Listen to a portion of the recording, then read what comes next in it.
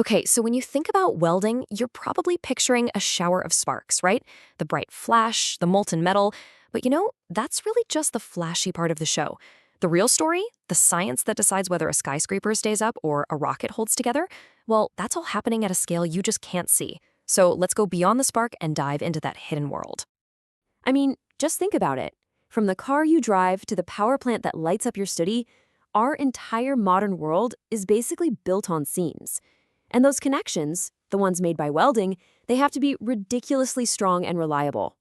The performance of our most massive, most incredible machines, it all comes down to the strength of these tiny, man-made bonds. And this slide, this just nails the whole idea we're talking about. On one side, you've got what we all see, the dramatic, fiery process. But on the other, that's where the magic really happens. The make or break factor is the invisible, microscopic arrangement of grains inside the metal. That's what actually matters. And the stakes here, they could not be higher. We're talking about industries where failure is just not an option.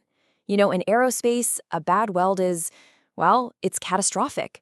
In a nuclear reactor, it's a massive safety risk. So yeah, the world's most advanced fields are all depending on getting this microscopic science absolutely perfect. So let's do it. Let's zoom way, way in and take a look at the anatomy of one of these joints. Because a single weld isn't just a uniform chunk of metal. Oh no, it's this incredibly complex landscape of different zones, and each one has its own unique properties, its own story written by intense, intense heat. Right at the very center, you've got what's called the fusion zone, or FC. This is ground zero. This is the spot where the original metals were completely melted down, swirled together, and then cooled to form an entirely new material. It's almost like it was cast in a tiny little mold. This is the heart of the weld. But right next to it is an area that can be even more important, the heat-affected zone, or haze. Now, what's so fascinating here is that this metal never actually melted, but the incredible heat blasting out from the fusion zone was enough to basically cook it.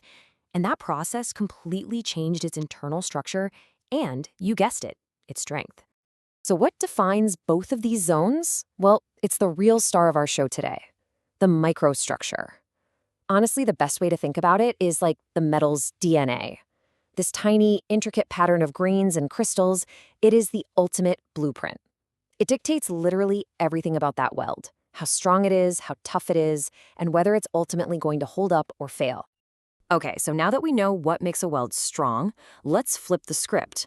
Let's play detective for a minute. What actually goes wrong down at this tiny scale? Who are these microscopic villains that can turn what looks like a perfect joint into a total disaster just waiting to happen? So what is it? What's the hidden enemy that can totally compromise the strength of even the most carefully made joint? All right, meet public enemy number one, intermetallic compounds, or IMCs.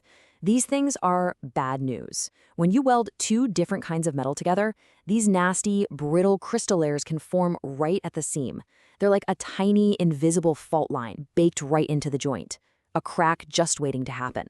They weaken the entire structure. But the trouble doesn't stop there. Oh no. You also have to worry about something called elemental segregation. The simplest way to think about it is like making a chocolate chip cookie, but all the chips sink to one spot. The different elements in the metal alloy don't spread out evenly, and you end up with these tiny weak spots that can ruin the whole joint. Okay, so that all sounds a little scary, right? But here's the good news. Engineers aren't just sitting around letting this happen. They're developing some absolutely brilliant new ways to control, to tame the microstructure. Let's take a look at how they're literally building a stronger future. This table just lays it all out beautifully, old school versus new school. On one side, you have your classic fusion welding, where you melt the metal. It works, sure, but the control you have over the microstructure is, well, it's less precise. You get a higher risk of defects. But then look at the other side, advanced solid-state welding. This is the game changer. It joins metals without melting them, which gives you incredible control and way, way fewer defects. So what's the secret sauce here? How does it work? It all comes down to something called grain refinement. By working the metal without melting it, these advanced processes create much smaller, tighter, more interwoven microscopic grains. It's just like comparing a cheap, flimsy fabric to some high-tech, super strong material. The finer and tighter the weave, the stronger it is. It's the exact same principle. And all this deep, microscopic understanding, it's unlocking some massive macro-level revolutions. We're seriously moving beyond just sticking things together. We are entering a whole new era of how we make things. I mean, just look at this. This is wire arc additive manufacturing, or WAM. This tech is basically using a welding process as a 3D printer for metal. It's not about joining two pieces anymore. This is about building complex, custom parts from scratch, just one welded layer at a time. It's incredible. And the innovation is just speeding up. Scientists are now using ultrasonic vibrations to make those green structures even finer. They're using oscillating energy beams for pinpoint heat control. And of course, AI is getting in on the action, helping to inspect welds and predict flaws before they even have a chance to become a problem.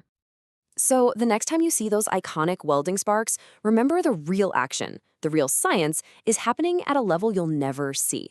And that hidden science is what's letting us build bigger, stronger, and more amazing things than ever before. It kind of leaves you with one final thought, doesn't it?